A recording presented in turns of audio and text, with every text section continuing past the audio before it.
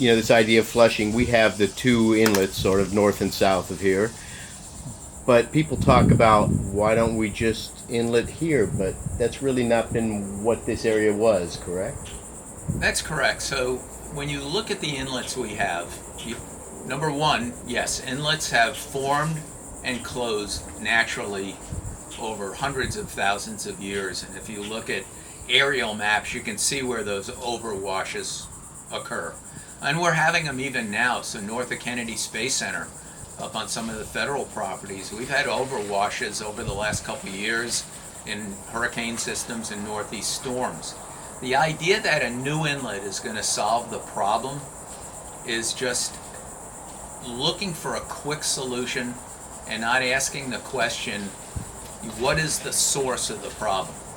The source of our problem is inadequate plumbing, inadequate wastewater, septic tanks that leach whatever goes into that drain field, into the groundwater, which leaks into the system. Even litter, something you think we'd be able to control, all of that goes into the system, and in a slow flow estuary, what goes in the system stays in the system. So could you pop an inlet? The answer is yes.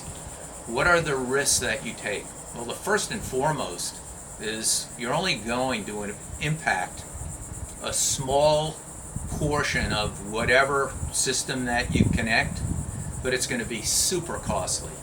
Think about Sebastian Inlet. Last year, the worst water quality we saw, some of the worst fish kills, were north and south of Sebastian Inlet.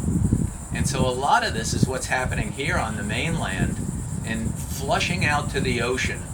The issue that I use as the most common answer is that you could push that dirty, harmful algal bloom water out, but now you're pushing it onto our beaches. So if you did that in Banana River by Patrick Air Force Base, which comes up all the time, first and foremost, now you're going to make that entire beach stretch vulnerable on outgoing tides to whatever bad stuff is happening in the lagoon. But the other side of this is you're increasing erosion. Now you're going to have to build a bridge. You're going to have a taxing district like Sebastian in order to keep the sand open. And all of that doesn't actually hit the root cause. And when we were looking at 2011 to 2019-20, it was hard to make a case for somebody who's convinced that inlets are the silver bullet solution.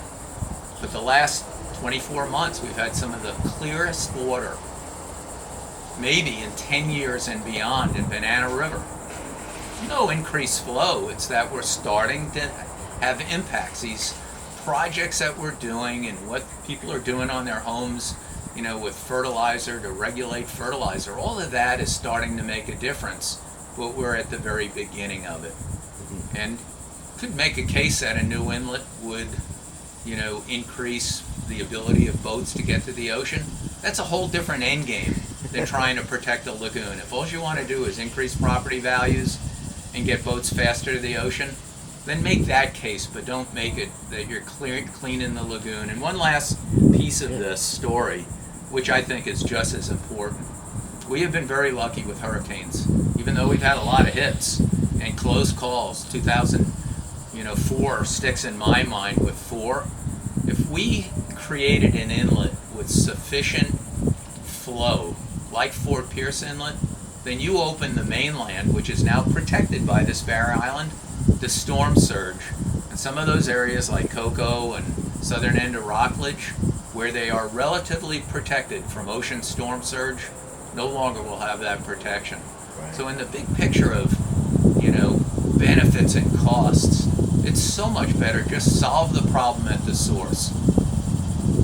Reduce and stop the nutrient loads, manage the fresh water, which is a big problem coming off the land on the mainland, upgrade our wastewater treatment, and then dredge muck, because we have more than enough data to know that muck's constantly driving nutrients, water quality, and then every time it blows, you see how clear it is out here now.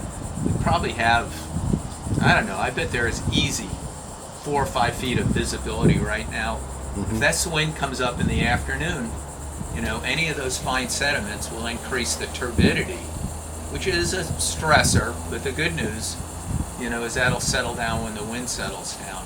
So we got to separate turbidity, harmful algal blooms, and what drives, what are the root causes for driving.